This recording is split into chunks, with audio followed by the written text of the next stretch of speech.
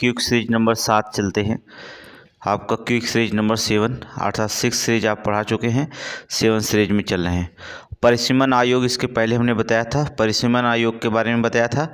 ठीक है, वहाँ पर परिसीमन आयोग जरूर पढ़ लीजिएगा क्योंकि वहाँ से क्वेश्चन जरूर पूछा जाएगा। चलिए अगला क्वेश्चन 202 नोट करिए। लोकसभा और राज्यसभा की संरचना के बारे में। लोकसभा में देखेंगे अधिकतम 550 सीटें, पहले अधिकतम 552 थी। ठीक है, 2 एंग्लो इंडियन को हटा दिया गया है। ठीक है, अब 530 जो था राज्य के प्रतिनिधि करते हैं और 20 जो था केंद्र शासित प्रदेशों के प्रतिनिधि करेंगे। ठीक है, चलिए वहाँ पर 550। ठीक है, राज्यसभा में देखेंगे अधिकतम जो होता है 250 सीट है। ठीक है, सदस्य की संख्या 238 जो होता है राज्य एवं केंद्र शासित प्रदेशों के प्रतिनिधित्व करेंगे और 12 जो होते हैं राष्ट्रपति मनोनीत किए जाएंगे।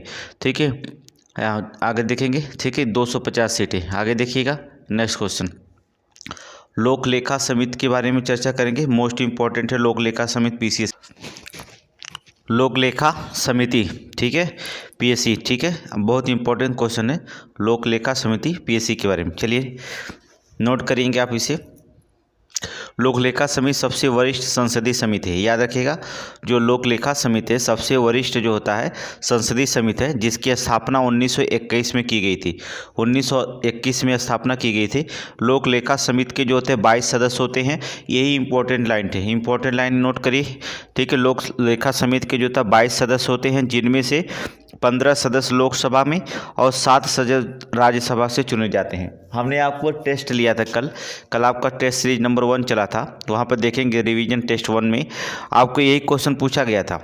ठीक है, और हम आपसे पहले बता चुके हैं कि जो टेस्ट सीरीज चल रही है क्विक सीरीज, ये 60 से 70 क्वेश्चन यहीं से पूछे जाएंगे, तो 50 क्वेश्चन कम से कम पूछे जाएंगे और इससे कम नहीं क्वेश्चन पूछा जाएगा। तो अगर सीरीज को रिवीजन कर लेते हैं तो 50 क्वेश्चन आराम से मिल जाएंगे। ठीक है, चलिए इनका सदस्यों का कार्यकाल 1 वर्ष होता है। यही क्वेश्चन सेम टू सेम पूछा गया था। ठीक है, कार्यकाल 1 वर्ष होता है। एक मंत्री को समिति के सदस्य के रूप में नहीं चुना जा सकता। एक मंत्री होता है उसको सदस्य के रूप में नहीं चुना जा सकता, मंत्री को इसमें चुनाव नहीं होता है। समिति के अध्यक्ष की नियुक्ति लोकसभा अध्यक्ष द्वारा की जाती है। समिति की नियुक्ति कौन के द्वारा? लोकसभा के अध्यक्ष के द्वारा की जाती है। लोक लेखा समिति के बारे में चर्चा कर रहे हैं हम लोग। ठीक है, लोक लेखा समिति जो होता है भारत सरकार के विनियोग लेखाओं और उन पर भारत के नियंत्रक महालेखा परीक्षक जो परीक्षक के निष्कर्षों को जांच करता है। ठीक है, जो होता है किसका? भारत के नियंत्रक और महालेखा परीक्षक के निष्कर्षों को क्या करता है? जांच करता है। कौन? लोक लेखा समिति। नोट करिए ये भी पॉइंट। लोक लेखा समिति का कार्य क्या है? भारत सरकार के विनियोग लेखाओं पर और उन पर जो होता है भारत के नियंत्रक महालेखा परीक्षक की जांच करता है लोक लेखा समिति। मोस्ट इंपॉर्टेंट क्वेश्चन लोक लेखा समिति। कई बार लोक लेखा समिति पूछा गया पीसीएस में। ठीक है, कितनी बार पूछ चुका। आगे चलेंगे, नेक्स्ट देखेंगे। प्रधान के अर्थात प्रधानमंत्री और राष्ट्रपति के संबंधित अनुच्छेद, क्वेश्चन नंबर 202 नोट करिए। ठीक है, प्रधानमंत्री और राष्ट्रपति से संबंधित अनुच्छेद नोट करिए इसे। अनुच्छेद 74 में बताया गया है मंत्रिपरिषद द्वारा राष्ट्रपति की सहायता और सलाह देने के लिए शक्ति किससे संबंधित है। ठीक है, कहने का मतलब होता है राष्ट्रपति की सलाह और जो होता है सलाह देने के लिए होता है क्या नियुक्ति की गई? मंत्रिपरिषद नियुक्ति की गई। बस इतना याद करिए। क्वेश्चन ऐसे पूछता है कि राष्ट्रपति को सलाह देने के लिए जो होता है मंत्रिपरिषद की नियुक्ति की गई आर्टिकल किस में? 74 में। तो आर्टिकल 74 के तहत मंत्रिपरिषद द्वारा राष्ट्रपति को सहायता और सलाह देने के लिए उनकी क्या है? शक्ति से संबंधित है। आर्टिकल 74 नोट करिए। आर्टिकल 75 की नोट करिए। प्रधानमंत्री की नियुक्ति राष्ट्रपति द्वारा की जाती है। ठीक है, प्रधानमंत्री की नियुक्ति किसके द्वारा की जाती है? राष्ट्रपति के द्वारा। नोट करेंगे, आगे चलेंगे। प्रधानमंत्री की नियुक्ति राष्ट्रपति द्वारा। आर्टिकल 77 आर्टिकल 77 में नोट करिए। कोई भी कार्यकारी कार्य भारत के राष्ट्रपति के नाम से ही की जाती है। ठीक है, कोई भी जो होता है कार्यकारी कार्य किसके नाम पर की जाती है? भारत के राष्ट्रपति के नाम पर। किस आर्टिकल में? आर्टिकल 77 में। ठीक है, आर्टिकल 78 में अनुच्छेद 78 की बात करें तो सदस्य परिषदों द्वारा लिए गए सभी निर्णयों के बारे में प्रधानमंत्री राष्ट्रपति को बताते हैं। प्रधानमंत्री किसको बताएंगे? राष्ट्रपति। ठीक है, जो सदस्यों की परिषद द्वारा जो भी निर्णय लिया जाएगा प्रधानमंत्री किसको बताएंगे? राष्ट्रपति को बताते हैं। राष्ट्रपति भी सदस्य परिषदों के विचार के लिए मुद्दों पर उल्लेख कर सकते हैं। ठीक है, राष्ट्रपति क्या करता है? सदस्य के परिषदों के विचार के लिए मुद्दों का क्या उल्लेख कर सकते हैं। ठीक है, आर्टिकल 78 मोस्ट इंपॉर्टेंट हो गया। कौन कौन सा आर्टिकल? 74, 75, 77 और 78 आर्टिकल। ठीक है, बहुत इंपॉर्टेंट क्वेश्चन, नोट कर लीजिएगा। आगे चलिए नेक्स्ट क्वेश्चन। भारत के महान्यायवादी संबंधित आर्टिकल 76 में बात किया गया। क्वेश्चन नंबर 205 नोट करिए। क्वेश्चन नंबर 205 भारत के महान्यायवादी से संबंधित अनुच्छेद 76 के बारे में। ठीक है, महान्यायवादी से संबंधित ये क्वेश्चन पूछा जाता है, बहुत इंपॉर्टेंट क्वेश्चन है। भारत से जो होता है, भारत के महान्यायवादी के बारे में। भारत सरकार का एक महान्यायवादी होगा जिसे एजी कहते हैं। ठीक है, और देश का सर्वोच्च कानून अधिकारी होता है। ठीक है, देश का सर्वोच्च कानून अधिकारी। ये क्वेश्चन कई बार पूछा गया, चाहे वनडे एग्जाम दे चाहे कोई भी एग्जाम दे दें, आप सभी एग्जामों के लिए पीडीएफ मोस्ट इंपॉर्टेंट। ठीक है, देश के जो होता है सर्वोच्च कानून अधिकारी कौन होता है? भारत का महान्यायवादी। ठीक है, देश का सर्वोच्च कानून अधिकारी भारत का महान्यायवादी। इसकी नियुक्ति किसके द्वारा की जाती है? महान्यायवादी की नियुक्ति राष्ट्रपति द्वारा सरकार की सलाह पर की जाती है। ठीक है, महान्यायवादी की नियुक्ति किसके द्वारा की जाती है? राष्ट्रपति द्वारा की जाती है। किसके सलाह पर? अर्थात सरकार के सलाह पर की जाती है। ठीक है, सरकार की सलाह पर जो होता की जाती है नियुक्ति। कार्यालय की बात करें तो महान्यायवादी के कार्यालय जो होता है संविधान द्वारा तय नहीं किया गया है। ठीक, संविधान द्वारा इसका कार्यालय तय नहीं किया गया, कहाँ बैठेगा। निष्कासन की बात करें, महान्यायवादी को हटाने की प्रक्रिया और आधार संविधान में नहीं बताए गए हैं। ठीक है, महान्यायवादी को जो होता है हटाने की प्रक्रिया और आधार संविधान इसके लिए मौन है। वह राष्ट्रपति के प्रसाद पर्यंत धारण करता है और राष्ट्रपति द्वारा किसी भी समय हटाया जा सकता है। ठीक है, वह राष्ट्रपति के प्रसाद पर्यंत क्या करता है? धारण करता है, पद धारण करेगा और राष्ट्रपति द्वारा किसी भी समय जो होता है महान्यायवादी को क्या किया जा सकता है? हटाया जा सकता है। महान्यायवादी नोट करिए, बहुत इंपॉर्टेंट क्वेश्चन है महान्यायवादी। कार्य की बात करें, कार्य का और कर्तव्य की बात करें, महान्यायवादी के कार्य और कर्तव्य क्या होते हैं नोट करेंगे।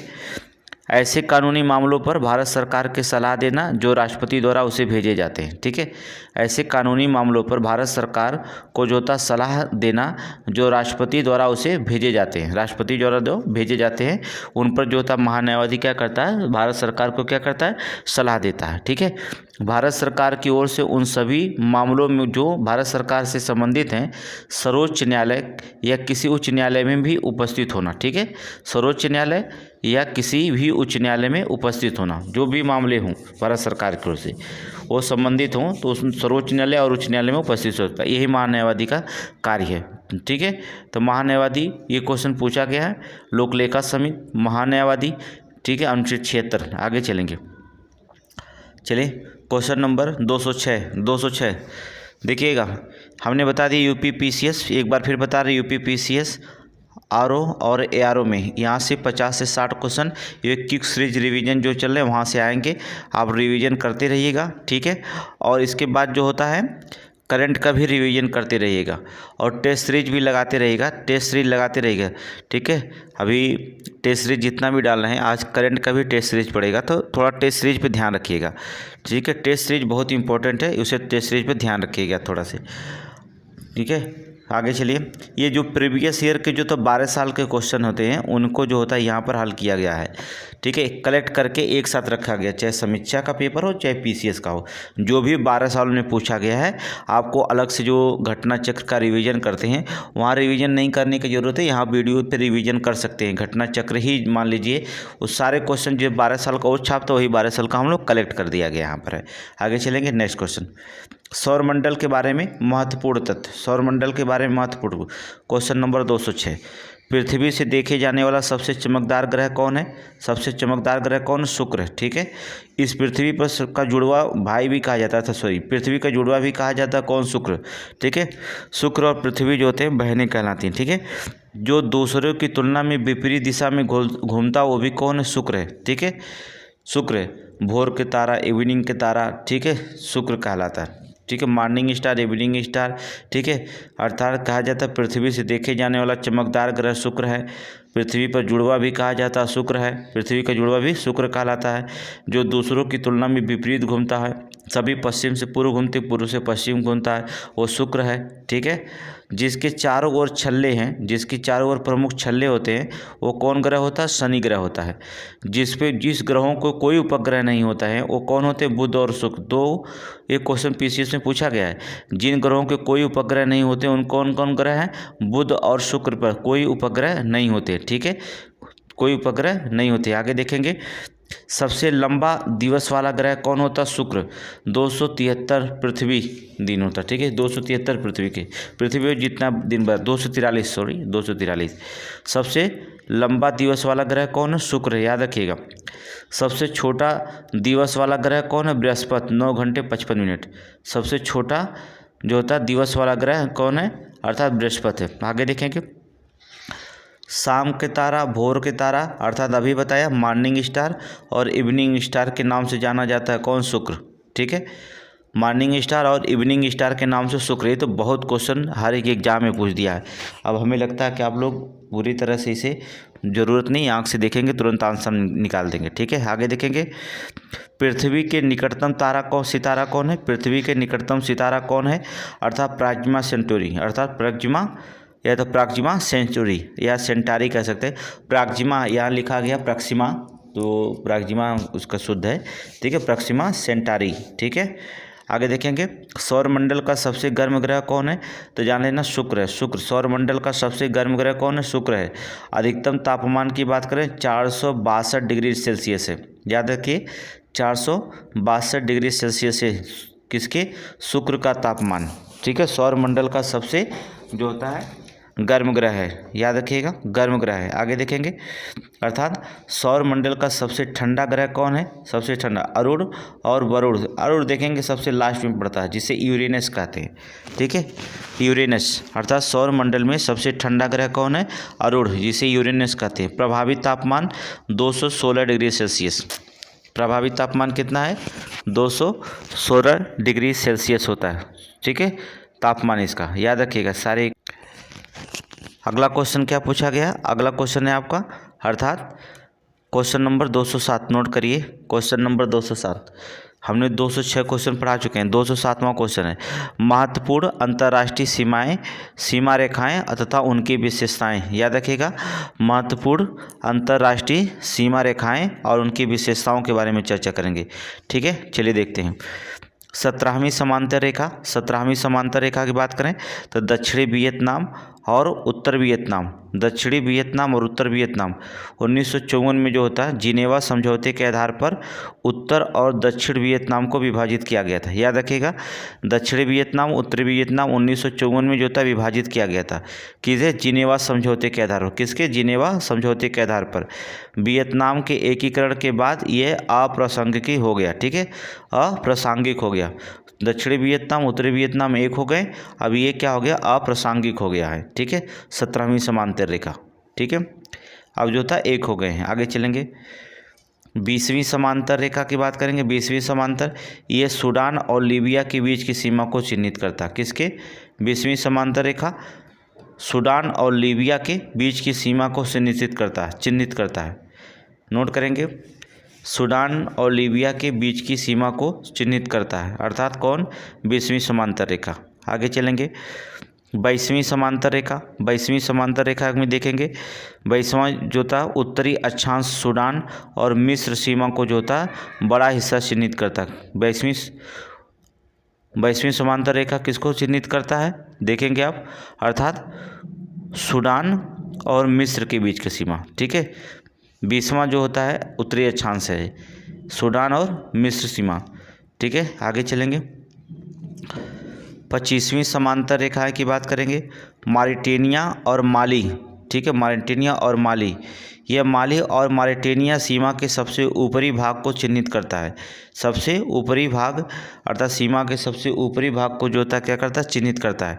देखेंगे सारे क्वेश्चन पीसीएस में पूछे गए हैं, थोड़ा से ध्यान से पढ़ेंगे और नोट्स करते रहेंगे, ठीक है, नोट्स करते रहेंगे। वीडियो स्लो कर सकते हैं तो आपके हाथ में है, वीडियो फास्ट कर सकते हैं आपके हाथ में है, लेकिन अगर नोट्स नहीं बना रहे हैं तब तो आप नॉर्मली देख सकते हैं, लेकिन अगर नोट्स बना रहे हैं तो वीडियो स्लो करके देखिए, उसमें देखिए नोट्स अच्छे से बनाते रहिएगा।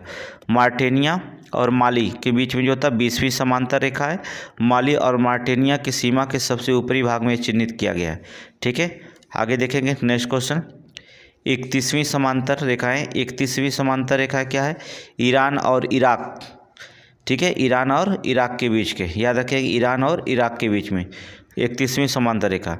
यह इराक और ईरान के बीच तथा अमेरिका के लुइसियाना अमेरिका के लुइसियाना और मिसिसिपी राज्य के बीच की सीमा को चिन्हित करता है। ठीक है, इराक और ईरान के करता भी है। और उसके बाद जो था अमेरिका के लुइसियाना और मिसिसिपी राज्यों के बीच को भी सीमा को भी चिन्हित करता है। कौन? 31वीं समांतर रेखा है। मैप में देख लीजिएगा, 31वीं समानांतर रेखा है। ठीक है, आप थोड़ा से अभी नए हैं तो हमारे चैनल को सब्सक्राइब कर लीजिए। ठीक है, शेयर कर दीजिए लिंक को, ज़्यादा से ज़्यादा जुड़े जिससे हमारा उल्लास और बढ़े। लाइक कर दीजिएगा। ठीक है, बस बटन दबाने में कोई मेहनत नहीं लगता है, 1 सेकंड लगता, कुछ भी नहीं करना आपको, बस बटन दबा देना, हौसला बढ़ेगा। ठीक है, 22 दिसंबर के बाद फिर डिस्क्रिप्टिव में हम चलेंगे। अभी तो ये ट्रिकी एक मेथड है, फिर आपको समीक्षा में हम लेके चलेंगे। 22 दिसंबर के बाद केवल समीक्षा भी वर्क होगा। जनवरी में उसकी डेट आएगी तो हम समीक्षा भी वर्क करेंगे ज़्यादा। लेकिन अभी हम लोगों को प्रीलिम से 110 क्वेश्चन हमें किसी तरह से आपको करा देना हमें है। और सीसेट का भी कार्य हो सकता है आज से शुरू हो जाएगा सीसेट के बारे में। तो सीसेट भी आपको मिलेगा, मैथ और रीजनिंग। चलिए आगे देखेंगे। 38वां समांतर रेखा, 38वां समांतर रेखा दक्षिणी कोरिया और उत्तर कोरिया के बीच की। ठीक है, किसके किसके बीच की 38वां समांतर रेखा है? अर्थात दक्षिण कोरिया और उत्तर कोरिया। यह उत्तर और दक्षिण कोरिया के बीच विसैन्यीकृत क्षेत्र के मध्य भाग का सीमांकन करता है। ठीक है, उनके बीच जो होता है विसैन्यीकृत क्षेत्र के जो होता है मध्य भाग को जो होता है सीमांकन करता है, मध्य भाग को उनके सीमांकन करता है। आगे देखेंगे 49वीं समांतर रेखा, अर्थात 49वीं समांतर रेखा की बात करें तो संयुक्त राज्य अमेरिका और कनाडा के बीच की जो होता है 49वीं समांतर रेखा संयुक्त राज्य अमेरिका और कनाडा के बीच की जो होता है समांतर रेखा है। याद रखिए, मोस्ट इंपॉर्टेंट है। यह उत्तरी अमेरिका अर्थात अलास्का को छोड़ करके और कनाडा के बीच के अंतर्राष्ट्रीय सीमा बनाता है। ठीक है, उत्तरी अमेरिका और जो होता है कनाडा के बीच के जो होता है अलास्का को छोड़ दिया जाए तो इनके बीच की जो होता है अंतर्राष्ट्रीय सीमा रेखा जो होती है 49वीं समांतर रेखा है। ठीक है, आगे देखेंगे। नेक्स्ट डुरंड रेखा, आप इसको पढ़े ही होंगे। डुरंड रेखा की बात करते हैं, पाकिस्तान और अफगानिस्तान के बीच है। किसके बीच है? पाकिस्तान और अफगानिस्तान। 1863 में सर मार्टिमर डुरंड द्वारा सीमांकित की गई थी। नाम थोड़ा सा याद करिएगा क्योंकि नाम ही पूछा गया था, पेट में भी जो था एक क्वेश्चन पूछा गया था तो नाम पूछा गया था। ठीक है, चलिए तो अगला इसमें देखेंगे। तो वर्तमान में जो होता है ये जो होता है अफगानिस्तान द्वारा मान्यता नहीं दी गई, इसे जो होता है अफगानिस्तान नहीं मानता। डुरंड रेखा को जो होता है अफगानिस्तान नहीं मानता है। ठीक है, वो और भी जो होता है पाकिस्तान की तरफ अपना क्षेत्र को जो होता है दावा करता है कि पाकिस्तान हमारा क्षेत्र पे कब्जा किया। इसी को जो होता है अफगानिस्तान इसे इस रेखा को क्या करता है? खारिज करता है। ठीक है, आगे देखेंगे। हिंडनबर्ग लाइन मोस्ट इंपॉर्टेंट है। हिंडनबर्ग लाइन कई बार पूछा गया। पोलैंड और जर्मनी की सीमा रेखा है। ठीक है, हिंडनबर्ग लाइन कौन है? पोलैंड और जर्मनी के। प्रथम विश्व युद्ध के दौरान जो था फ्रांसीसी क्षेत्र में एक रक्षात्मक रेखा जिसे 1919 में वर्साय संधि द्वारा अप्रासंगिक बना दिया गया। ठीक है, 1919 में जो होता है वर्साय संधि के द्वारा क्या कर दिया गया? अप्रासंगिक बना दिया गया। ठीक है, बना दिया गया। कौन? हिंडनबर्ग रेखा पोलैंड और जर्मनी के बीच में था। आगे देखेंगे। ये तो आपको क्वेश्चन पूछा गया कई बार, आप तो इसको देख करके लगा देंगे। मैकमोहन रेखा जो होता है भारत और चीन के बीच की सीमा है। किसके? भारत और चीन के बीच की सीमा वास्तविक सीमा है। हालांकि चीन इस कानूनी स्थिति को विवाद मानता है। ठीक है, चीन इसे क्या करता है? कानूनी रूप से क्या करता है? विवाद मानता है। इस समय चीन की स्थिति अकड़ जो थी वो ढीली पड़ गई है। ठीक है, जब से ट्रंप आए हैं, अब ट्रंप व्यापार ट्रेड में सबसे आगे निकलते हैं और इसकी जो होता है यूरोप कंट्री में धीरे धीरे पहुंच खत्म करेंगे। तो जहां सप्लाई नहीं करेगा तो चीन का माल जो भी देखें, चाइना का माल कैसा होता है। ठीक है, भारत जो होता है इसमें प्रतिस्पर्धा है, भारत का माल पूरे विश्व में बिक रहा है। तो अब इसकी अकड़ ढीली पड़ गई है फिलहाल इंटरनेशनल रिलेशन की बात। इंटरनेशनल रिलेशन में अभी मेंस की नहीं पढ़े हैं, जब मेंस पढ़ेंगे देखा जाएगा। अर्थात मैजीनाइट लाइन की बात करेंगे। मैजीनाइट लाइन जो होता है जर्मनी और फ्रांस के बीच है। जर्मनी और फ्रांस के बीच में है मैजीनाइट लाइन। ये द्वितीय विश्व युद्ध से पहले जो होता है जर्मनी और फ्रांसीसी सीमा पर एक रक्षात्मक रेखा जो जर्मन आक्रमण के कारण अप्रचलित हो गई थी। ठीक है। किसके कारण? जर्मनी के आक्रमण के कारण क्या हो गई थी रेखा? अप्रचलित हो गई थी। किसके किसके बीच में? जर्मनी और फ्रांस के बीच में। बस इतना याद करिए, जर्मनी और फ्रांस के बीच में। आगे चलेंगे। मैनिन रेनहाइम लाइन बहुत इंपॉर्टेंट है। मैन अर्थात मैनिन या कह सकते हैं मैनिन रहाइम रेखा। ठीक है, चलिए ठीक है। मैननेरहाइम लाइन रूस और फिनलैंड में द्वितीय विश्व युद्ध के दौरान सोवियत संघ के विरुद्ध एक रक्षात्मक रेखा थी। द्वितीय विश्व के दौरान जो होता है सोवियत संघ के विरुद्ध जो होता है एक रक्षात्मक रेखा थी। फिनलैंड अर्थात रूस और फिनलैंड जो होता है नाटो का सदस्य बन गया है, इसलिए जो होता है रूस और फिनलैंड में इसमें बहुत तानातानी है। कभी भी किसी वक्त जो होता है रूस फिनलैंड पर, यूक्रेन की युद्ध समाप्त हुआ तो रूस तुरंत फिनलैंड पर आक्रमण करेगा। ठीक है, तुरंत फिनलैंड पर आक्रमण करेगा। ठीक है, आगे चलेंगे। नेक्स्ट क्वेश्चन,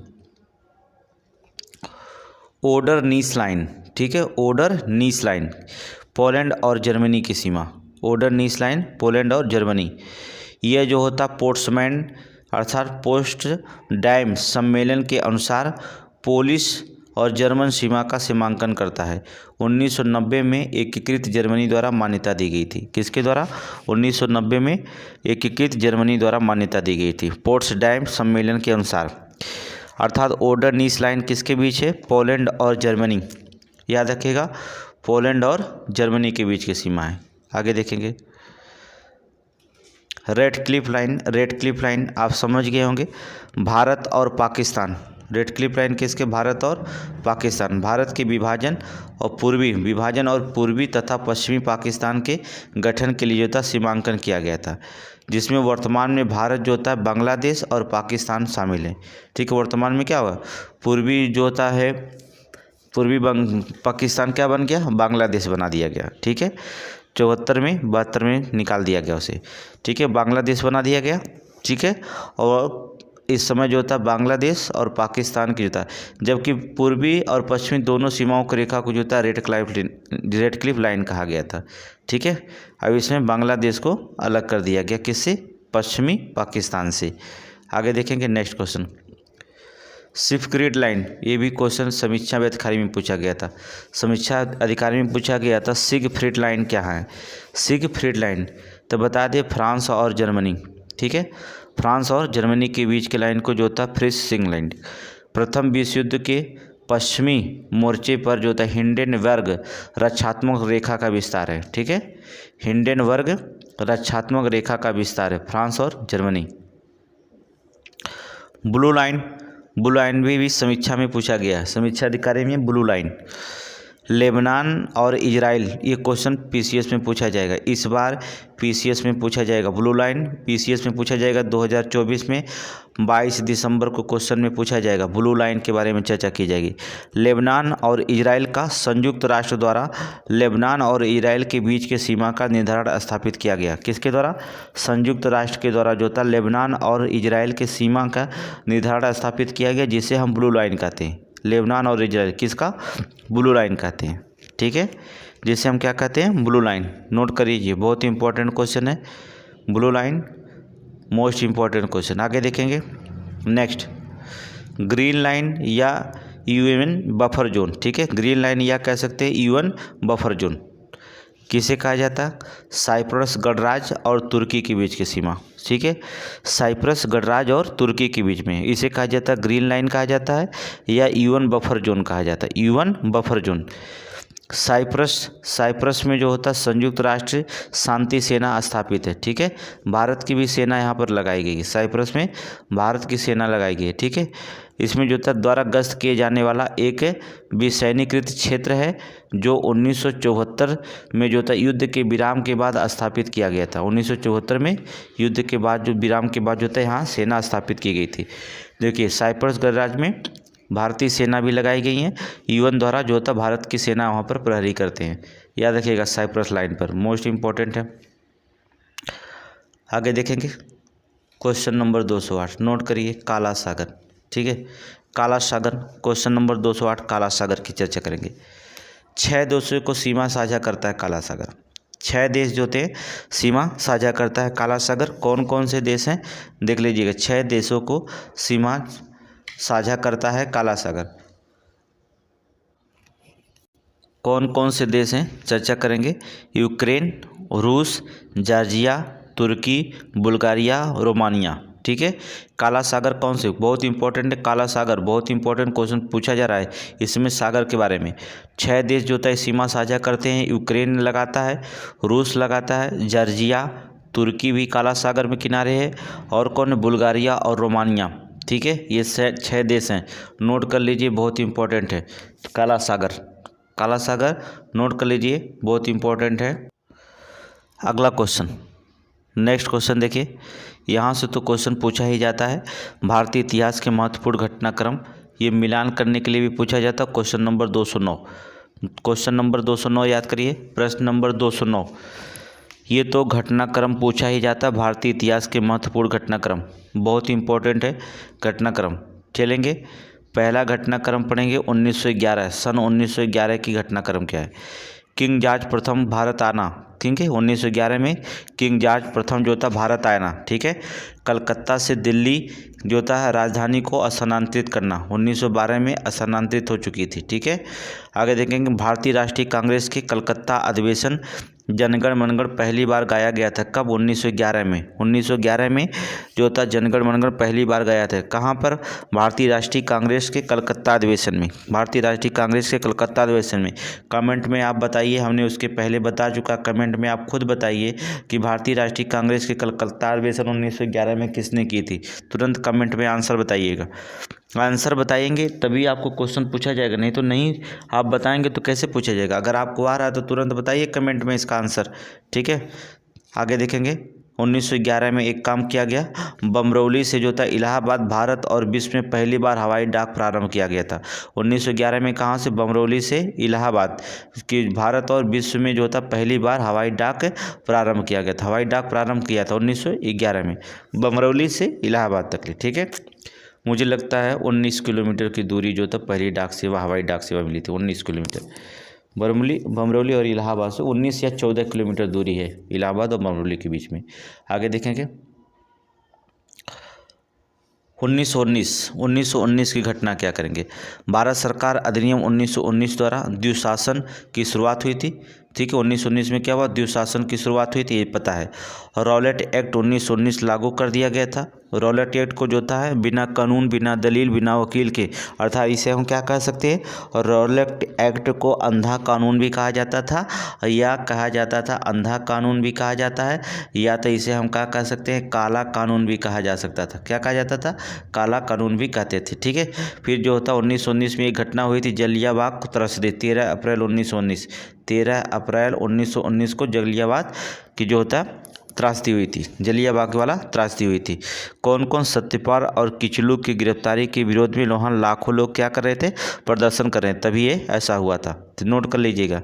आगे चलेंगे, 1920 की, सन 1920 की घटना बात करेंगे।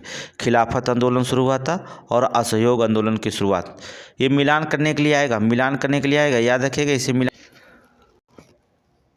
ठीक है, तो ये मिलान करने के लिए आएगा। ठीक है, देखेंगे मिलान करने क्या था कि खिलाफत आंदोलन कब शुरू हुआ था, चोरी चौरा आक्रोश कब हुआ था, ये सारे चीज़ मिलान करने के लिए आता है। तो मिलान करने के लिए आता तो सन जरूरी होता है याद करना। अगर सन अगर याद है, जिस सन में कोई घटना याद है तो बहुत आसानी से मिला सकते हैं, अगर नहीं याद रहेगा तो मामला फंस जाएगा। 1920 में खिलाफत आंदोलन और असहयोग। 1922 में क्या करेंगे, उत्तर प्रदेश में चोरी चौरा आक्रोश हुआ था और असहयोग आंदोलन का निलंबन कर दिया था। 5 फरवरी को, पता है ना, 5 फरवरी को चोरी चौरा घटना हुई थी, जिसमें 23 लोगों को जो होता है वहाँ के किसानों ने जो होता है 30 पुलिस वाले, पुलिस थाना ही क्या कर दिया था, जला दिया था। गोरखपुर में चोरी चौरा घटना हुआ था। ठीक है, जिसमें केवल 2 ही बचे थे, सभी मारे गए थे। ठीक है, जिंदा थे। यहाँ पर असहयोग आंदोलन को वापस निलंबन कर दिया गया था और असहयोग आंदोलन शुरू किया गया था कब, ठीक है, 1920 में। इसका बहुत जब निलंबन कर दिया गया तो यहाँ पर जो था बहुत सारे नेताओं ने गांधी जी का विरोध भी किया था ये निलंबन पर। ठीक है, बहुत सारे कमेंट किए थे। फिलहाल जब आपको पेपर हो जाएगा तब इसके बाद डिस्क्रिप्टिव पढ़ाएंगे, तब आपको वहाँ पर पूरा पढ़ा दिया जाएगा। आगे देखेंगे 1928 में, सन 1928 में जो होता है साइमन कमीशन भारत का दौरा हुआ था और लाला लाजपत राय की मृत्यु हुई थी। और 1928 में जो था जब साइमन कमीशन का दौरा हुआ था तो वहाँ पर जो था लाला लाजपत राय की मृत्यु कैसे हुई थी, क्योंकि लाला लाजपत राय ने जो था साइमन कमीशन का विरोध किया था और साइमन कमीशन वापस जाओ का नारा दिया था, जिसमें जो था वहाँ पर लाला लाजपत राय पर लाठीचार्ज हुई। उसी लाठीचार्ज में लाला लाजपत राय की मृत्यु हो गई थी। इसके बाद जो होता है लाला लाजपत राय ने मृत्यु से पहले कहे थे, मेरे शरीर पे पड़े एक एक लाठी का हिसाब जो होता है एक दिन भारत सरकार के साबुत की किल बनेगी। तो वहाँ पर जो होता है ये लाला लाजपत का कथन भी पूछा जा सकता है। कथन आगे हमने रखा है लेकिन आप थोड़ा सा याद रखेंगे। आगे देखेंगे 1929 भारतीय राष्ट्रीय कांग्रेस में लाहौर अधिवेशन हुआ था। पूर्ण स्वतंत्रता का संकल्प हुआ था किस नदी पर, रावी नदी के तट पर। किस पे, रावी नदी के तट पर जवाहरलाल नेहरू के द्वारा। ठीक है, भारतीय राष्ट्रीय कांग्रेस के लाहौर अधिवेशन में पूर्ण स्वतंत्रता का संकल्प पारित हुआ था 1929 में। किस नदी के किनारे, रावी नदी के तट के किनारे। बहुत बार क्वेश्चन पूछा गया नदी के नाम, रावी नदी के तट के किनारे हुआ था। आगे चलेंगे 1930 में जो होता है दांडी मार्च निकाली गई 6 मार्च को और अप्रैल तक चला। नागरिक अवज्ञा आंदोलन का आरंभ हुआ था। ठीक है, 1930 की घटना कौन हुई, दांडी मार्च और नागरिक अवज्ञा आंदोलन का प्रारंभ, नागरिक अवज्ञा आंदोलन का प्रारंभ हुआ था। 1931 में देखेंगे गांधी इरविन समझौता हुआ था, गांधी इरविन समझौता हुआ था। भगत सिंह, सुखदेव और राजगुरु को जो होता क्या कर दिया गया था, फांसी दे दिया गया। 23 मार्च 1931 को फांसी इनको दे दिया गया था। ठीक है, 23 मार्च 1931 को जो था भगत सिंह, सुखदेव और राजगुरु को जो था फांसी दे दिया गया था। और 1931 में ही गांधी इरविन समझौता भी हुआ था। ठीक है, 1931 में कराची अधिवेशन में, कहाँ, कराची अधिवेशन, नोट करिए कहाँ, कराची अधिवेशन। 1931 में कराची अधिवेशन पूछ सकता है। ठीक है, आगे देखेंगे 1935 में भारत सरकार अधिनियम पारित हुआ था। 1942 में 2 घटनाएं हुई थी, भारत छोड़ो आंदोलन। ठीक है, 6 अगस्त और 9 अगस्त की भारत छोड़ो आंदोलन जो होता है इसकी भूमिका वहाँ पर मुंबई में बनाई गई थी। ठीक है, ये भारत छोड़ो आंदोलन में ही महात्मा गांधी जी ने एक नारा दिया था, करो या मरो, करो या मरो। ठीक है, देखिए हमें ये घटनाएं चल रही हैं। अभी हम लोग पीसीएस का एक क्विज सीरीज पढ़ रहे हैं। ठीक है, जल्दी हमें रिपीट करना क्विज सीरीज, क्योंकि हमें 1 महीने सिर्फ बाकी है, 30 दिन, और पूरे क्विज सीरीज जो होता है आपको 2-3 दिन में, 4 दिन में ख़त्म हो जाएंगे। फिर करंट भी सीरीज चल ही रहा है, तो फिर प्रैक्टिस सेट हम कराएंगे आपको। फिर जब, क्योंकि हम आपको बता दें 125 क्वेश्चन लाना है नंबर, तो 125 लाना है। ठीक है, सी सेट जिसका होगा उसके लिए मैथ और रीजनिंग भी यहाँ पर चलाई जाएगी।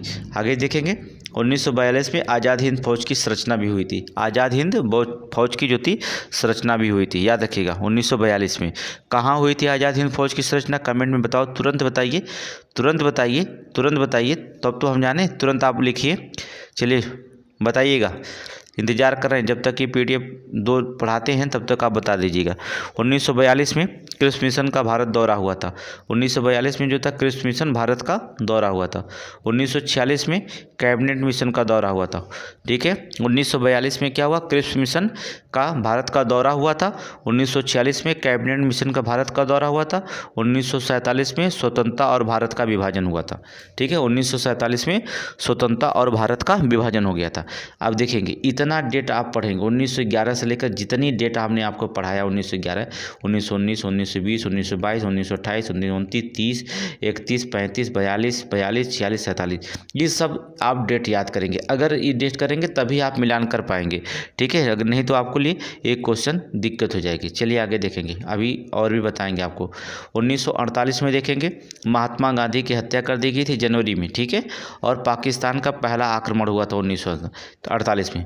पाकिस्तान का पहला भारत पर जो था आक्रमण हुआ था। ठीक है, उसके मुंह को जो था हमने ऐसे कुचले थे कि उसको कुछ दिन याद था, फिर बेचारा क्या करे मजबूरी में आक्रमण कर दिया। ठीक है, चलिए 1948 में महात्मा गांधी की हत्या हो गई थी, किसके द्वारा, नाथूराम गोडसे के द्वारा। ठीक है, ले जाकर उनके सीने पर नज़दीक जाकर गोली मार दिया था। ठीक है, 1950 में जो था भारत का गणराज्य बना।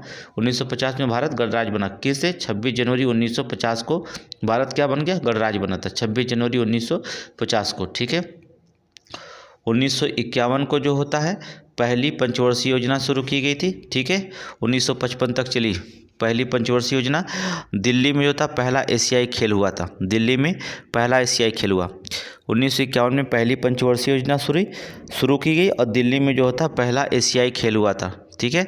1952 में भारत में पहला आम चुनाव हुआ था। मोस्ट इंपॉर्टेंट क्वेश्चन है 4 स्टार का, ये कई बार क्वेश्चन पूछा गया, हमने देखा पेपर हमने जब हल करते समय देखा 10-12 साल का, तो कई बार ये क्वेश्चन पूछा गया समीक्षा और पीसीएस में।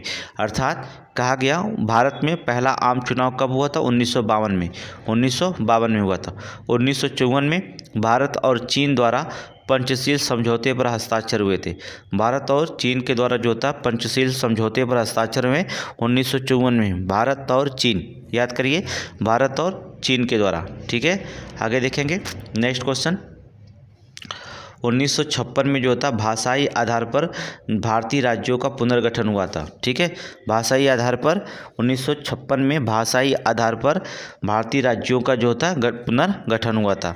आप नाम सुने होंगे, आंध्र प्रदेश जो था भाषाई आधार पर पहला राज्य गठन हुआ था। आंध्र प्रदेश सुने होंगे आप, आंध्र प्रदेश। ठीक है, आगे चलेंगे। मोस्ट इंपॉर्टेंट क्वेश्चन 1957, बहुत इंपॉर्टेंट क्वेश्चन है। 1957 कई बार पूछा गया। मुद्रा में जो था दशमलव प्रणाली की शुरुआत हुई थी। मुद्रा में जो होता है दशमलव प्रणाली की शुरुआत कब की गई थी? 1957 में। मिलान करने के लिए आया था, ये मिलान करने के लिए क्वेश्चन है। एक भी क्वेश्चन अब बाहर नहीं जा सकता है, हम गारंटी लेते हैं पीसीएस का, एक भी क्वेश्चन जो होता है वो बाहर नहीं पूछेगा। ये मिलान करने के लिए अगर आपसे पूछता है सन, तो एक इससे बाहर नहीं पूछ सकता है। अगर पूछा जाता है आप कमेंट पे हमसे बताइएगा सर जी नहीं पूछा गया। ठीक है, आप कमेंट में हमसे बात करिएगा, एक भी क्वेश्चन जो होता है बाहर नहीं पूछा जाएगा। चलेंगे 1959 में देखेंगे, नई दिल्ली में भारत की पहली टेलीविज़न सेवा की शुरुआत हुई थी। ठीक है, 1959 में नई दिल्ली में जो था पहली बार जो था पहली टेलीविज़न सेवा की शुरुआत हुई थी। 1961 में पुर्तगाल से जो था गोवा मुक्त हुआ था। पुर्तगाल सबसे पहले आए थे, सबसे बाद में गए। 1498 में आए थे, 1961 में गए। सोचिए, सबसे पहले आए, सबसे बाद में गए थे। कौन? पुर्तगाल से जो था गोवा की मुक्ति मिली सन 1961 में। 1962 में जो था चीन का जो था भारत पर आक्रमण किया था। चीन भारत पर क्या हुआ? आक्रमण किया। 24 घंटा आक्रमण किया, फिर चला गया। ठीक है, जबकि भारत आक्रमण नहीं किया था। अगर उस समय भारत युद्ध लड़ता, ठीक है, कुछ हथियारों की कमी थी, ठीक है, लेकिन वो अचानक आक्रमण किया। ठीक है, अगर भारत से पता होता कि चीन आक्रमण करता तो हम 1962 में उसको मजा चखा देते। ठीक है, 1964 में जो होता है जवाहरलाल नेहरू की मृत्यु हो गई थी। 1964 में जवाहरलाल नेहरू की मृत्यु हो गई थी। 1965 में भारत और पाक का युद्ध हुआ। भारत और पाक का युद्ध हुआ, नोट करिए, बहुत इंपॉर्टेंट है। ठीक है, 1965 में क्या हुआ? पाकिस्तान और भारत का युद्ध हुआ। 1965 का जंग लड़ा था भारत। 1966 में लाल बहादुर शास्त्री की मृत्यु हो गई थी। ताशकंद समझौते के तहत उनके जहाज में किसी तरह से कोई आतंकवादी बम लगा दिया था, जिससे क्या हुआ? जहाज में ही जो था लाल बहादुर शास्त्री की क्या हो गई? मृत्यु हो गई थी। ठीक है, जहाज में ही मार दिए गए थे। तो यहाँ पर देखेंगे तो लाल बहादुर शास्त्री की मृत्यु हो गई थी। 1969 की बात करेंगे। 1969 में भारतीय राष्ट्रीय कांग्रेस का विभाजन हुआ। भारतीय राष्ट्रीय कांग्रेस का विभाजन हुआ 1969 में, और 14 बैंकों का राष्ट्रीयकरण हो गया। 14 बैंक का क्या हुआ? राष्ट्रीयकरण हुआ था। और भारत के पहले परमाणु पावर स्टेशन तारापुर में वाणिज्यिक संचालन शुरू हुआ था। ठीक है, 1969 में क्या क्या घटनाएं हुई? भारतीय राष्ट्रीय कांग्रेस का विभाजन, 14 बैंकों का राष्ट्रीयकरण हुआ, भारत के पहले परमाणु पावर स्टेशन तारापुर में जो होता है वाणिज्यिक संचालन शुरू हुआ था। आगे देखेंगे नेक्स्ट क्वेश्चन अगले। 1971 देखेंगे, भारत पाक युद्ध 1965 लड़ा बेचारा, अब लड़ेगा कब? 1971 में। ठीक है, 4 बार युद्ध लड़ा, चारों बार चित हो गया। ठीक है, तो क्या हुआ? भारत पाक युद्ध हुआ था।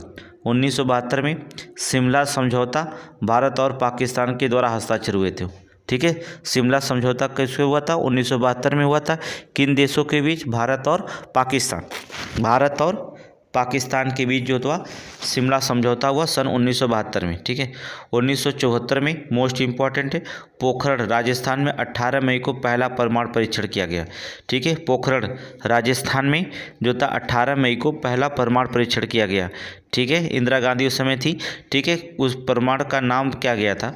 ठीक है, इस्माइल बुद्धा, याद रखिएगा, इसका नाम रखा गया था इस्माइल बुद्धा। वैज्ञानिक पूरे हैरान हो चुके थे पूरे अमेरिका के कि भारत जो होता है ये क्या कर रहा था। ठीक है, वो समझ नहीं पाए कि प्रमाण परीक्षण कैसे किया जाएगा, लेकिन जो होता कैसे कर दिया गया और उनसे बताया गया। जब पृथ्वी हिल चुकी थी तो उनको बताया गया कि ये प्रमाण परीक्षण नहीं बल्कि भगवान बुद्ध जो होते हैं मुस्कुरा रहे हैं पृथ्वी से निकल करके, इसलिए उसका नाम ही रख दिया गया, उस परमाणु बम का नाम, अर्थात स्माइलिंग बुद्धा। क्या नाम रखा गया? स्माइलिंग बुद्धा। ठीक है, जब आप डिस्क्रिप्टिव क्लास में चलते हैं, जब क्लास में आपको पढ़ाया जाता है तब पूरी कहानी बताई जाती है। अब यहाँ पर हमें तो 30 दिन का समय है, पूरे 125 क्वेश्चन का कंप्लीट करना है। तभी एक टॉपिक अगर हम उठा लेंगे पढ़ाने के लिए, 1974 का पोखरण कहानी बताने लगेंगे तो आपका 20 मिनट ऐसे चला जाएगा, इसलिए थोड़ा समय नहीं है, इसकी वजह से थोड़ा से दिक्कत है इसमें। चलिए कोई दिक्कत नहीं, आगे देखेंगे। 1975 सबसे पहले जो था भारत उपग्रह आर्यभट्ट को अंतरिक्ष में भेजा गया था, याद करिए। तो सबसे पहला भारतीय उपग्रह आर्यभट्ट जो था अंतरिक्ष में भेजा गया था, कब? 1975 में। देश में आपातकाल की घोषणा हुई, देश में आपातकाल की घोषणा हुई थी। 1977 की बात करें, कांग्रेस ने केंद्र में पहली बार सत्ता खोई थी, याद रखना। 1977 में कांग्रेस ने पहली बार सत्ता खोई थी, ठीक है, इसके पहले नहीं खोई थी। आगे देखेंगे 1980 में सत्ता में कांग्रेस की वापसी हुई और 6 बैंकों का राष्ट्रीयकरण कर दिया गया। 1980 में जो था 6 बैंकों का राष्ट्रीयकरण हो गया और 1969 में भी जो था बैंकों का राष्ट्रीयकरण हुआ था। कितने बैंकों का? 14 बैंकों का राष्ट्रीयकरण हुआ था। फिर 1980 में हुआ 6 बैंकों का राष्ट्रीयकरण हुआ, ठीक है। आगे देखेंगे 1982 की घटना देखेंगे। रंगीन टेलीविज़न भारत में आना शुरू हो गया। दिल्ली में जो था 9वीं एशियाई खेल आयोजित किया गया, ठीक है। 1982 में रंगीन टेलीविज़न में भारत का आना, ठीक है, भारत में जो था आना हो गया शुरू, और जो था 82 में, और दिल्ली में 9वीं एशियाई खेल, याद रखिए। 1982 रंगीन टेलीविज़न सबसे ज़्यादा अगर देखा जाए, चाहे कंप्यूटर के डिमांड में हो जाए चाहे इलेक्ट्रॉनिक चीज़ों में जो होता है, सबसे पहले 1982-84 में राजीव गांधी जी कंप्यूटर लाए थे, अर्थात राजीव गांधी जी बहुत महत्वपूर्ण इम्पोर्टेंट है। IT के क्षेत्र में सबसे ज़्यादा योगदान राजीव गांधी का ही होता है, ठीक है, सबसे योगदान होता है, ठीक है। उस समय लोग बहुत विरोध किए थे, फिर भी राजीव गांधी ने कंप्यूटर को यहाँ पर प्रचलन में लाया था।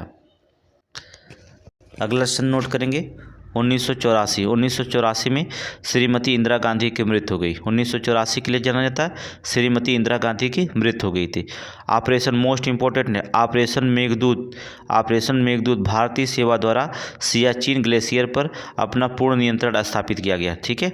जो था देखिए 1984 के पहले जो होता है कोई सेना वहाँ नहीं रहती थी, ठीक है, वहाँ पर तो भारतीय जो होता सेवा द्वारा जो होता सियाचिन पे जो होता ग्लेशियर पर अपना पूर्ण नियंत्रण स्थापित किया गया था। किसके द्वारा? ऑपरेशन मेघदूत के द्वारा। इंपॉर्टेंट है, ऑपरेशन मेघदूत जो होता है ये समीक्षा में पूछा गया था और एक बार PCS में पूछा गया था, ऑपरेशन मेघदूत। तो वो इंपॉर्टेंट लाइन है, सारे क्वेश्चन पूछे जाएंगे, कोई वो नहीं। 1951 में देखेंगे, 91 में राजीव गांधी की मृत्यु हो गई थी, ठीक है। 1991 में राजीव गांधी की मृत्यु हो गई थी, लेकिन ये तो कम पूछा गया, लेकिन ये सबसे ज़्यादा। भारत में आर्थिक उदारीकरण का प्रारंभ कब हुआ था? 1991 में, ठीक है। उस समय 1991 में था भारत में आर्थिक उदारीकरण प्रारंभ हुआ था और 1991 में बहुत सारे घटना हुए थे। रसिया का विभाजन हो गया था, ठीक है, 1991 में। तो बहुत सारी घटनाएं हुई थी 1991 में, बस जो पूछा गया एग्जाम में वही हम आपको सामने रख रहे हैं, ठीक है। आगे देखेंगे 1992 की बात करें, बाबरी मस्जिद विध्वंस हुआ था। 1992 बाबरी मस्जिद विध्वंस हुआ था और पंचायत राज की शुरुआत हुई। 73वां संविधान संशोधन 1992 के तहत पंचायती राज की शुरुआत हुई थी। कौन सा संशोधन? 73वां संविधान संशोधन, याद करिए, 73वां संविधान संशोधन 1992, ठीक है, पंचायती राज की शुरुआत हुई थी। कहीं से भी देखिए PCS का एक क्वालिटी होती है, जब आप PCS का एग्जाम देने जा रहे हैं तो आपको ये पता होना चाहिए कि क्वेश्चन कहीं से भी कहीं घुमा कर पूछ सकता है, ठीक है। ऐसा नहीं है कि क्वेश्चन आसान पूछेगा। देखिए उनके समीक्षा में कितना क्वेश्चन पैटर्न बदल चुका था, आपको पता होगा कि कितना पैटर्न समीक्षा अधिकारी का बदला था। सोचो, जब समीक्षा अधिकारी का पैटर्न इतना कठिन बना सकता है तो PCS में क्यों नहीं बना सकता है? तो क्वेश्चन को बहुत अच्छी तरह से ही पढ़ना पड़ेगा आपको, ठीक है। और क्वेश्चन कहीं से कहाँ से लाकर रख देगा ये आपको खुद जानना पड़ेगा। तो पैटर्न थोड़ा से अलग हो रहा है, ठीक है। तो इसमें अब धीरे धीरे पूरी समीक्षा का पूरा पैटर्न ही GS का बदल दिया था इस बार। तो हो सकता है PCS का भी जो होता पूरा पैटर्न बदल दे। तो आपको थोड़ा इसलिए जो होता है इस वीडियो को ज़रूर पढ़िएगा, क्विक सीरीज का थोड़ा से ध्यान से पढ़िएगा और नोट्स बना लेंगे तो और बेटर हो जाएगा। चलिए आगे देखेंगे 1995 में इंटरनेट का प्रवेश भारत में हुआ था। 1995 में जो था इंटरनेट का भारत में प्रवेश हुआ था, ठीक है। और आप तो इंटरनेट बिना काम ही नहीं चलेगा एक पल भी, आपको पता है, ठीक है। 1998 में जो था भारत में दूसरा परमाणु परीक्षण किया गया, जिसे ऑपरेशन शक्ति के कोड नाम से दिया गया। 1998 में अर्थात दूसरा परमाणु परीक्षण किया गया था। लेकिन लगातार 3 परीक्षण किया गया था 1998 भी, याद रखिएगा। किसके शासनकाल में? अटल बिहारी वाजपेयी। नाम नोट करेंगे, अटल बिहारी वाजपेयी का शासनकाल। अटल बिहारी वाजपेयी के शासनकाल में जो था 3 परीक्षण जो था लगातार किया गया था।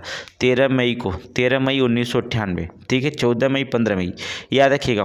13 मई को जो था पहला परमाणु परीक्षण किया गया था 1998 में, सिर्फ 1998 याद करिएगा।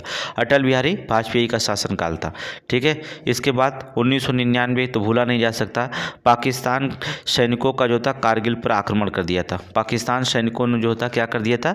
कारगिल पर आक्रमण किया था। हमने कारगिल का युद्ध लड़ा था और हमने बुरी तरह से होता, पहले तो हमारे सैनिकों को उन्होंने क्या कर दिया, थोड़ा सा धराशायी किया, लेकिन बाद में हमने जो था कारगिल के युद्ध में बुरी तरह से पाकिस्तान को जो था हराया था, ठीक है।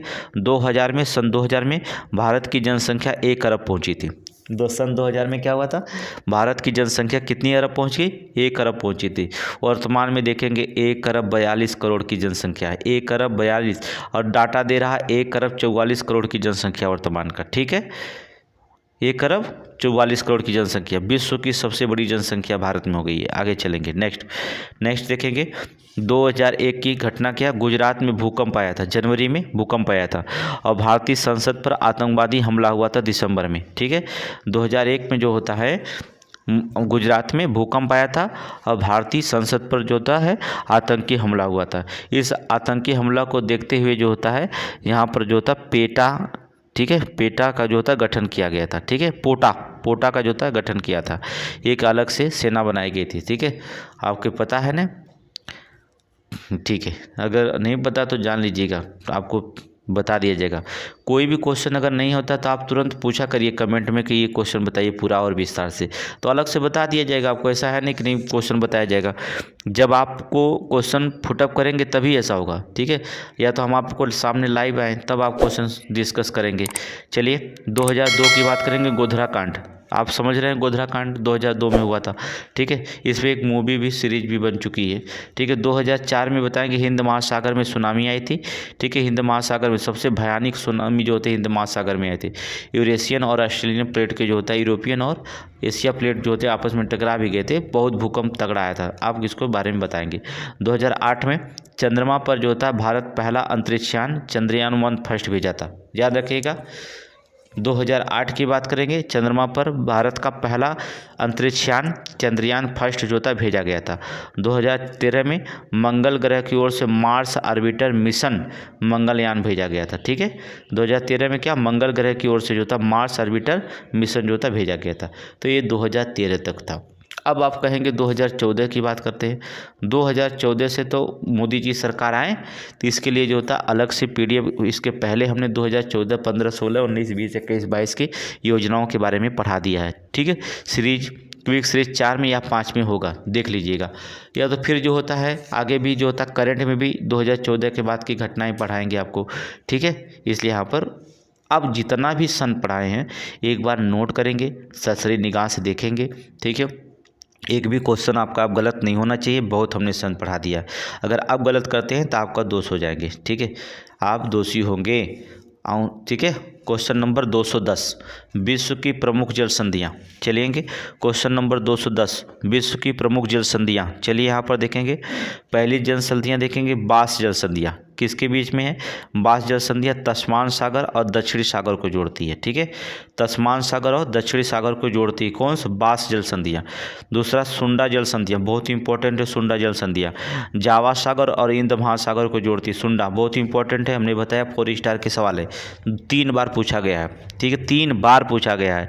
सुंडा जल संधियाँ अर्थात जावा सागर और हिंद महासागर को क्या करती है? जोड़ती है, ठीक है। अर्थात टोकरा जल संधियाँ, टोकरा जल संधियाँ क्या है? पूर्वी चीन सागर और प्रशांत महासागर को जोड़ती है, पूर्वी चीन सागर और प्रशांत महासागर को जोड़ती है कौन? टोकरा जल संधियाँ। आगे देखेंगे युकाटन जल संधियाँ मोस्ट इंपॉर्टेंट है, मोस्ट इंपॉर्टेंट 4 स्टार का ये भी सवाल है। युकाटन जल संधियाँ आप पढ़े होंगे, हर प्रैक्टिस सेट में मिल जाता है। मैक्सिको की खाड़ी और कैरेबियन सागर को जोड़ती है। युकाटन जल संधियाँ किसको जोड़ती है? मैक्सिको की खाड़ी और कैरेबियन सागर को जोड़ने का कार्य करती है। ओरोंटो जल संधियाँ, ओरोंटो जल संधियाँ एड्रियाटिक सागर और आयोनियन सागर को जोड़ती है, और यूनियन सागर को जोड़ती है। याद रखिएगा, ओरोंटो जल संधियाँ एड्रियाटिक सागर और यूनियन सागर को जो होता है जोड़ने का कार्य करती है। कौन सा? ओरोंटो जल संधियाँ। ठीक है, आगे चलेंगे, नेक्स्ट जल संधियों की बात करेंगे। ठीक है, नॉर्थ जल संधियाँ, नॉर्थ जल संधियाँ की बात करेंगे। नॉर्थ चैनल जल संधियाँ ये किसको जोड़ती है? आयरिश सागर और अटलांटिक महासागर को जोड़ती है। ठीक है, क्या सागर को जोड़ती है? आयरिश सागर और अटलांटिक महासागर को क्या करती है? जोड़ती है। अगला देखेंगे हरमुज जल संधियाँ, हरमुज जल संधियाँ मोस्ट इंपॉर्टेंट है, ये भी देखिए 4 स्टार का क्वेश्चन है, 4 स्टार का भी क्वेश्चन है। हरमुज जल संधियाँ फारस की खाड़ी और एवं ओमान खाड़ी को जोड़ती है। याद रखिएगा, हरमुज जल संधियाँ किसको जोड़ती हैं? फारस की खाड़ी और एवं ओमान की खाड़ी को जो होता है जोड़ती है। कौन? हरमुज जल संधियाँ। ठीक है, मोस्ट इंपॉर्टेंट है क्वेश्चन। आगे देखेंगे टारस जल संधि, टारस जल संधियाँ की बात करेंगे हम, तो ये देखेंगे अराफुरा सागर और कोरल सागर को जोड़ती है। अराफुरा सागर और कोरल सागर को जोड़ने का करती है। कौन? टारस जल संधियाँ। ठीक है, डार्डेन लीज जल संधियाँ, ये सारे क्वेश्चन पूछे गए हैं समीक्षा में, ये सारे क्वेश्चन समीक्षा और पीसीएस में पूछे गए हैं। अब समझ रहे हैं ना, अब इसको छोड़ना नहीं है, एक भी क्वेश्चन नहीं छोड़ना है। जल संधियाँ एक भी नहीं छोड़ना है, सारे क्वेश्चन पूछे गए, और अच्छे से नोट्स बनाइएगा। ठीक है, अच्छे से नोट्स बनाइएगा।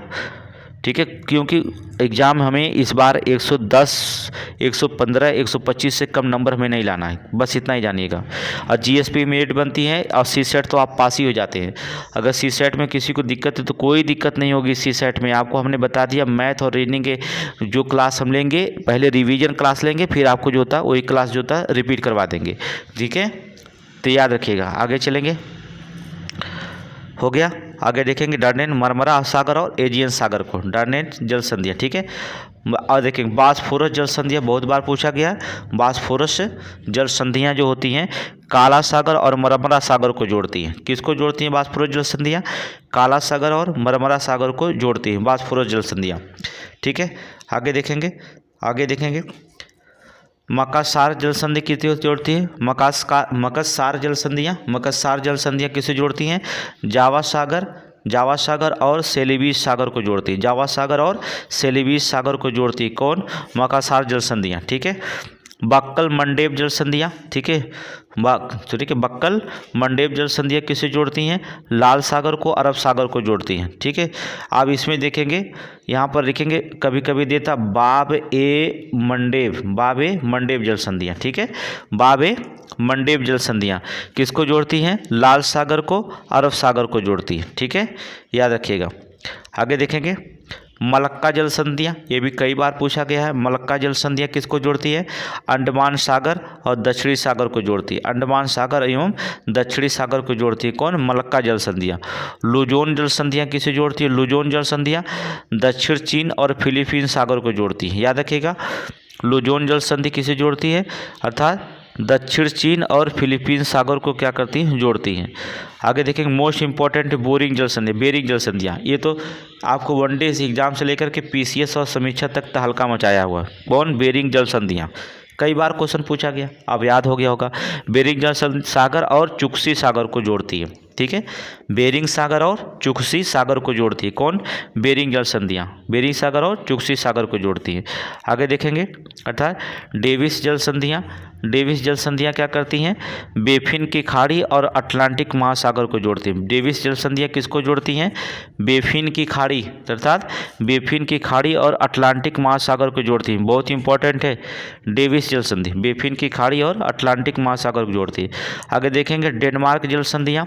कौन? डेनमार्क, डेनमार्क जल संधियाँ उत्तरी अटलांटिक एवं आर्कटिक महासागर को जोड़ती है। ठीक है, उत्तरी अटलांटिक एवं आर्कटिक महासागर को जो होता है जोड़ती है डेनमार्क जल संधियाँ। डेनमार्क जल संधियाँ जो होती है किसको? अर्थात उत्तरी अटलांटिक और आर्कटिक महासागर को जोड़ती हैं। ठीक है, आगे चलेंगे नेक्स्ट डोबर जल संधि, डोबर जल संधियाँ की बात करेंगे। इंग्लिश चैनल और उत्तरी सागर को जोड़ता है। याद रखिएगा, डोबर जल संधियाँ किसको जोड़ती हैं? इंग्लिश चैनल और एवं उत्तरी सागर को जो होता है जोड़ती हैं। ठीक है, हडसन जल संधियाँ की बात करें, चलिए हडसन जल संधि की बात करें।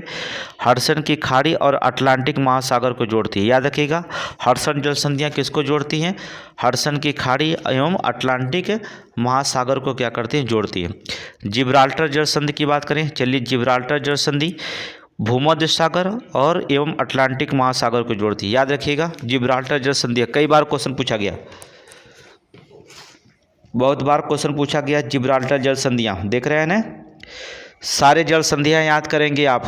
क्वेश्चन आज का जो महत्वपूर्ण टॉपिक चल रहा है, ठीक है, महत्वपूर्ण सारे टॉपिक चल रहे हैं, सारे टॉपिक महत्वपूर्ण हैं। अर्थात जिब्राल्टर जल संधियाँ भूमध्य सागर और अटलांटिक महासागर को क्या करती हैं? जोड़ती हैं। ठीक है, आगे चलेंगे, नेक्स्ट क्वेश्चन पे चलेंगे। अर्थात कोरिया जल संधियाँ, अर्थात क्या करेंगे? कोरिया जल संधियाँ किसको जोड़ती है? कोरिया जल संधियाँ जापान सागर और पूर्वी चीन सागर को जोड़ती है। कोरिया जल संधि किसको जोड़ती है? जापान सागर और पूर्वी चीन सागर को क्या करती है? जोड़ती है।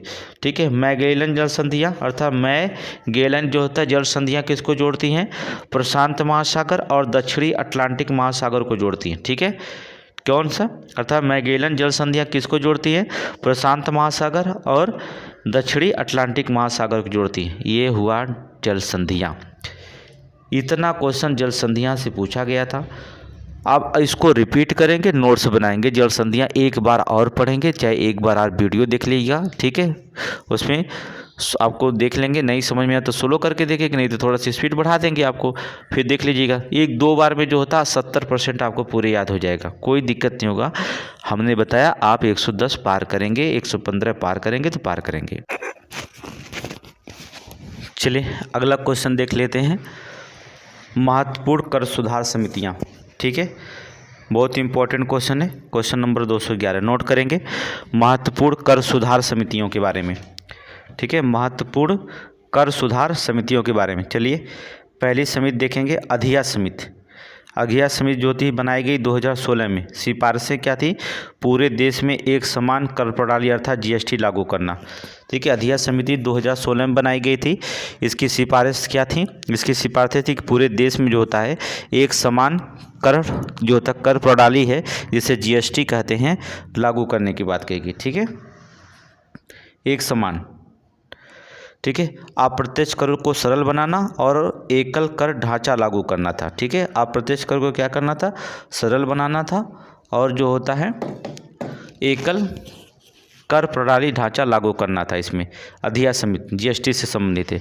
आगे देखेंगे, नेक्स्ट क्वेश्चन है एल.के. झा समितियाँ। एल.के. झा समिति 1977 में, एल.के. झा समितियाँ 1977 में, ये भी क्वेश्चन पूछा गया था। 3 समितियाँ पूछी गई थी आपको, तो इसमें 5-6 समितियाँ डाली गई हैं कि एक भी क्वेश्चन छूटे ना। ठीक है, एल.के. झा समितियाँ 1977 में। सिफारिश क्या थी? प्रत्यक्ष कराधान में सुधार, प्रत्यक्ष कराधान में सुधार। समिति ने काले धन और टैक्स चोरी को रोकने के लिए जो था सख्त कानून और प्रशासनिक उपायों की सिफारिश की थी। ठीक है, जो था ये समितियां जो थी, एल.के. झा समितियां जो थी, वो जो था समिति ने काले धन और टैक्स चोरी करने के लिए जो था, जो टैक्स चोरी करते हैं उनको जो होता है रोकने के लिए सख्त कानून बनाने और प्रशासनिक उपायों की सिफारिश की थी। ठीक है, एल.के. झा समितियां।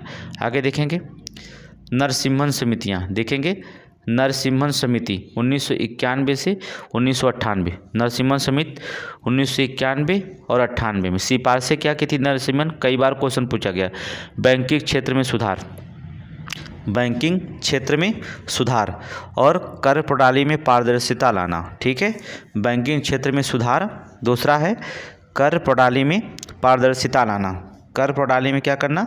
पारदर्शिता लाना। नरसिम्हन समितियाँ। ठीक है, आगे देखेंगे अगला केलकर समिति 2002। मिलान करने के लिए भी दे सकता है, सिफारिश भी दे सकता है। केलकर समिति जो होती है 2002 में। सिफारिशें क्या थी? अर्थात प्रत्यक्ष और अप्रत्यक्ष कर को पुनर्गठन करना, प्रत्यक्ष कर और अप्रत्यक्ष कर को क्या करना? पुनर्गठन करने की बात की थी केलकर समितियाँ। राजा चलैया समिति मोस्ट इंपॉर्टेंट है, 1991 में लाया गया था राजा चलैया समिति। आप समझ गए होंगे खुद ही पेपर हल करते समय ये समितियाँ कहाँ से पूछी गई थी। राजा चलैया समिति 1991 में लाए थे। सिफारिश क्या थी? प्रत्यक्ष और अप्रत्यक्ष कर को सुधार करना, प्रत्यक्ष कर प्रणाली को सरल और व्यापक बनाना। क्या करना? सरल और व्यापक बनाना। कर दरों को जो होता है युक्त संगत बनाना। कर दरों को क्या करना? युक्त संगत बनाना। ठीक है, ये जो होता है राजा चलैया समिति की लाई गई थी 1991 में। ठीक है, कर दरों को जो होता है युक्त संगत बनाना। ठीक है, ये समितियां याद करेंगे। राजा चलैया समिति 1991 में, केलकर समिति 2002 में, नरसिम्हा समिति 1991-98 में, और जो होता है LK झा समिति 1977 में, और जो होता है अधिया समिति 2016। इन समितियों को नोट कर लीजिएगा। आगे चलेंगे नेक्स्ट, चर्चा में रही महत्वपूर्ण योजनाएं। ठीक है, महत्वपूर्ण योजनाएं अभी हमने आपको बताया था 2013 तक हमने आपको चर्चा कर दिया था। अब हम जो होता है बताए थे कि 2014 में प्रधानमंत्री नरेंद्र मोदी होने के बाद कुछ अलग योजनाएं चलने लगी थी, तब अब यहाँ पर वही योजनाएं जो होता शुरू हो गई हैं। ठीक है, प्रधानमंत्री जन धन योजना। ठीक है, PMJDY अर्थात प्रधानमंत्री जन धन योजना कब शुरू हुई थी? 28 अगस्त 2024 को। उद्देश्य क्या था? बैंकिंग सुविधाओं को उपलब्ध सुनिश्चित कराना और वित्तीय समावेशन को बढ़ावा देना। ठीक है, बैंकिंग सुविधाएं। अब इसमें प्रधानमंत्री जन धन योजना में 15 लाख की लालच में सभी लोगों ने खाता खुला दिया था, छोटे से बड़े लोग। देखेंगे, आगे देखेंगे नेक्स्ट, आगे देखेंगे प्रधानमंत्री उज्ज्वल योजना। प्रधानमंत्री उज्ज्वल योजना देखेंगे हम लोग। यहाँ देखेंगे शुरुआत हुई 1 मई 2016 को। 1 मई 2016 को हुआ था। उद्देश्य क्या था? गरीब परिवारों को मुफ्त LPG कनेक्शन प्रदान करना। गरीब परिवारों को क्या करना? मुफ्त LPG कनेक्शन प्रदान करना, जिसके उनके जीवन में सुधार हो सके।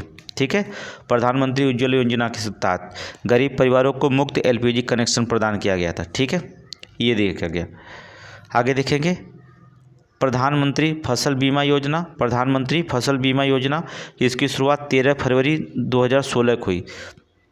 13 जनवरी 2016 को हुई थी। ठीक है, उद्देश्य था किसानों को फसल नुकसान से बचाने के लिए जो था बीमा कराना। किसान को जो होता क्या करना? फसल को नुकसान से बचाने के लिए जो क्या करना? बीमा प्रदान करना। ठीक है, बीमा सुविधा प्रदान करना, ये हुआ था इसमें। ठीक है, प्रधानमंत्री फसल बीमा योजना के तहत। आगे देखेंगे नेक्स्ट क्वेश्चन देखेंगे, स्वच्छ भारत मिशन SBM। स्वच्छ भारत मिशन जो था SBM, इसके ब्रांड एम्बेसडर बनाई गई थी विद्या बालन, आपको पता है ना। स्वच्छ भारत मिशन शुरुआत कब हुई थी? 2 अक्टूबर 2014 को। स्वच्छ भारत मिशन की शुरुआत 2 अक्टूबर 2014 को हुई थी। उद्देश्य क्या था? देश भर में स्वच्छता सुनिश्चित करना और खुले में शौच से मुक्ति दिलाना। ठीक है, उद्देश्य इसमें क्या था? देश भर में स्वच्छता सुनिश्चित करना और खुले में जो था शौच से मुक्ति दिलाना, इसका उद्देश्य था। ठीक है, प्रधानमंत्री, अगला क्वेश्चन है, अगला देखेंगे। अगला प्रधानमंत्री आवास योजना। प्रधानमंत्री आवास योजना की बात करेंगे, PMAI। इसकी शुरुआत कब हुई थी? अर्थात 25 जून 2015 को। प्रधानमंत्री आवास योजना, इसकी शुरुआत कब हुई? 25 जून 2015 को जो था, याद करिए 2015। उद्देश्य क्या था? 2022 तक सभी के लिए किफ़ायती आवास प्रदान करना। शहरी और ग्रामीण दोनों क्षेत्र शामिल थे। ठीक है, प्रधानमंत्री आवास योजना की शुरुआत 25 जून 2015 को। मिलान करने के लिए आएगा। ठीक है, अगर ये नहीं मिलान करने के लिए आएगा, ठीक है, यह PMAY योजना 2015, ये मिलान करने के लिए आएगा। की तारीख को याद रखिएगा, बहुत इंपॉर्टेंट है। इसके पहले भी हमने पढ़ा चुके हैं। शुरुआत जो था, उद्देश्य क्या था? सभी के लिए जो था किफ़ायती आवास प्रदान करना, शहरी और ग्रामीण दोनों क्षेत्रों में। नोट करिए इसे। सुकन्या समृद्धि योजना, मोस्ट इंपॉर्टेंट है भी है, सुकन्या समृद्धि योजना जी। ठीक है, चलिए देखेंगे शुरुआत कब हुआ? 2015, 22 जनवरी 2015 को हुआ। उद्देश्य क्या था? बालिकाओं के भविष्य के लिए वित्तीय सुरक्षा और उनकी शिक्षा के लिए बचत को प्रोत्साहित करना। ठीक है, उद्देश्य क्या था? बालिकाओं के भविष्य के लिए जो था वित्तीय सुरक्षा और उनकी शिक्षा के लिए जो था बचत को सुनिश्चित करना था। ठीक है, आगे देखेंगे नेक्स्ट क्वेश्चन। अगली योजना की बात करेंगे। नेक्स्ट योजना प्रधानमंत्री किसान सम्मान निधि, मोस्ट इम्पॉर्टेंट है, मिलता होगा। ठीक है, देखेंगे प्रधानमंत्री जो होता है किसान सम्मान निधि योजना। ठीक है, PM किसान। आगे देखेंगे इसमें, चलेंगे प्रधानमंत्री किसान सम्मान निधि योजना। 1 फरवरी 2019 को। उद्देश्य क्या था? छोटे और सीमांत किसानों को जो होता है सालाना 6,000 रुपये की आर्थिक सहायता प्रदान करना। ठीक है, प्रधानमंत्री किसान सम्मान निधि योजना कब शुरू हुई? 1 फरवरी 2019 को छोटे और सीमांत किसानों को सालाना 6,000 रुपये आर्थिक सहायता प्रदान करने के लिए। ठीक है, आगे चलेंगे। नेक्स्ट क्वेश्चन, आयुष्मान भारत योजना। आयुष्मान भारत योजना प्रधानमंत्री जन आरोग्य योजना। ठीक है, आयुष्मान भारत योजना क्या हो गया? प्रधानमंत्री जन आरोग्य योजना शुरू हुई थी। इसमें क्या हुआ था? शुरुआत इसकी हुई थी 23 दिसंबर 2018 को। 23 दिसंबर 2018 को। उद्देश्य क्या था? गरीब और वंचित परिवारों को 5 लाख रुपए तक की स्वास्थ्य बीमा सुविधा प्रदान करना। ठीक है, आयुष्मान भारत योजना के तहत जो होता है आयुष्मान कार्ड जो होता है, प्रथम स्थान पर कौन है कार्ड बनाने वाला? उत्तर प्रदेश। हमने कल पढ़ाया था ना, प्रथम स्थान पर उत्तर प्रदेश है। ठीक है, उत्तर प्रदेश। आगे देखेंगे, most important, make in India. Make in India की शुरुआत 25 सितंबर 2014 को हुई थी। मेक इन इंडिया की शुरुआत कब हुई थी? 25 सितंबर 2014 को हुई थी। उद्देश्य क्या था? भारत को वैश्विक विनिर्माण केंद्र बनाना और रोजगार का अवसर बढ़ाना। याद रखना, भारत को वैश्विक विनिर्माण केंद्र बनाना और भारत को और रोजगार का अवसर बढ़ाना मेक इन इंडिया का उद्देश्य था। अगली योजना क्या थी? प्रधानमंत्री मुद्रा योजना। ठीक है, मोस्ट इम्पॉर्टेंट है। प्रधानमंत्री मुद्रा योजना के तहत पहले 10 लाख रुपए थे छोटे उद्योगों के लिए, अब बढ़ा करके कितना कर दिया गया? 20 लाख रुपए। ये क्वेश्चन पूछा जाएगा। ठीक है, पहले 10 लाख था, अब बढ़ा करके 20 लाख रुपए। एक क्वेश्चन आपसे पूछा जाएगा। कब शुरुआत हुई थी? 8 अप्रैल 2015 को। उद्देश्य क्या था? छोटे व्यवसायों को वित्तीय सहायता प्रदान करना। प्रधानमंत्री मुद्रा योजना के तहत छोटे व्यवसायों को जो होता है वित्तीय सहायता प्रदान करना। ठीक है, तो ये पहले प्रधानमंत्री मुद्रा योजना के तहत 10 लाख रुपए थी, अब मोदी सरकार ने बढ़ा करके कितना कर दिया? 20 लाख रुपया कर दिया गया। ठीक है, 20 लाख रुपये। चलिए, नेक्स्ट क्वेश्चन है राज्यों के पुनर्गठन की। एक क्वेश्चन यहाँ से पूछा गया था, क्वेश्चन नंबर 213। राज्यों के पुनर्गठन की चर्चा करते हैं। राज्य के पुनर्गठन की चर्चा करेंगे। यहाँ पर देखेंगे पुनर्गठन की बात करते हैं तो आपको 2 आयोग याद रखेंगे। इसमें फजल अली आयोग के तहत किया गया। ठीक है, इस आयोग का फजल अली आयोग ही केवल पूछा जाता है एग्जाम में, सबसे ज़्यादा फजल अली। इस आयोग का गठन जो था 1953 में किया गया था। ठीक है, 1953 में किया गया था तथा इस रिपोर्ट को जो था 1956 में प्रस्तुत की गई थी। 1956 में प्रस्तुत की गई थी। इस आयोग ने होता भाषा के आधार पर राज्य का पुनर्गठन करने की बात कही थी, लेकिन ये भी जो होता है जोड़ा कि केवल भाषा ही राज्यों का पुनर्गठन आधार नहीं हो सके। बाद में इन्होंने पलट दिया था। ठीक है, तो इसके बाद जो होता क्या हुआ? 7वां संविधान संशोधन 1956 में किया गया जो राज्यों के पुनर्गठन के लिए था। ठीक है, इसमें कुल क्या किया गया? कुल 14 राज्य और 6 संघशासित प्रदेश इसमें शामिल कर दिए गए थे। किसके आधार पर बनाया गया था? फजल अली आयोग के आधार पर। ठीक है, तो आज का ये कार्यक्रम यहाँ पर समाप्त होता है। कल जो होता है ये 8वां वीडियो आपको मिल जाएगा, सीरीज क्विक सीरीज। ठीक है, 8वां क्विक सीरीज आपको चर्चा में रखी जाएगी। कुल 10 सीरीज आपको दी जाएगी, ये 7वां सीरीज था। इसके बाद जो होता है करंट आपको मिलता रहेगा। टेस्ट सीरीज आप लगाते रहिएगा, टेस्ट सीरीज भी आपको मिलता रहेगा।